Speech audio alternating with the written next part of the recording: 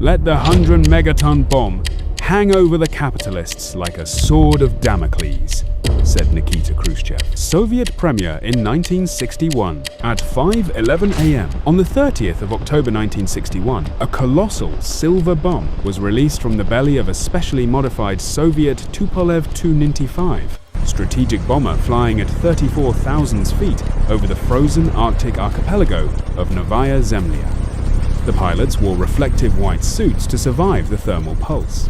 A parachute slowed the bomb's descent to buy the aircraft precious minutes to flee. It was a three-stage thermonuclear device engineered by a team of Soviet physicists at the secret facility.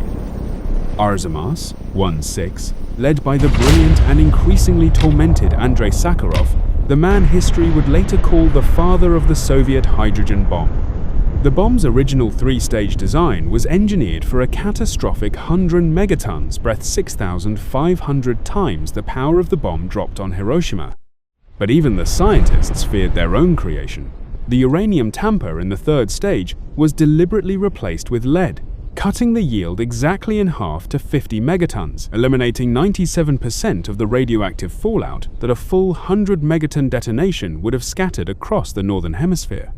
Even at half power, they were about to detonate the single most powerful man-made explosion in all of human history, and everyone knew it. When the Tsar Bomba detonated at 4,000 meters above the tundra, the universe itself seemed to flinch. The fireball that erupted was 5 miles wide, so massive, so violently brilliant, that it was seen from 1,000 kilometers away, through clouds, through atmosphere, through the curvature of the Earth. The thermal pulse was felt by human skin at a distance of 270 kilometers further than the distance from London to Paris.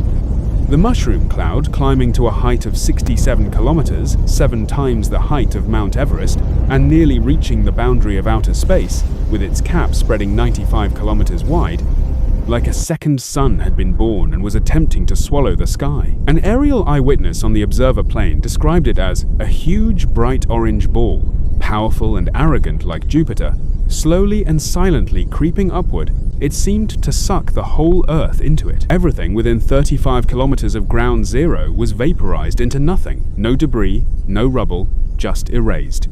Crucially, the Tsar Bomba's yield of 50 megatons was more than 10 times greater than all the conventional explosives fired by every army in the entire Second World War combined, and 3,800 times more powerful than the Hiroshima bomb.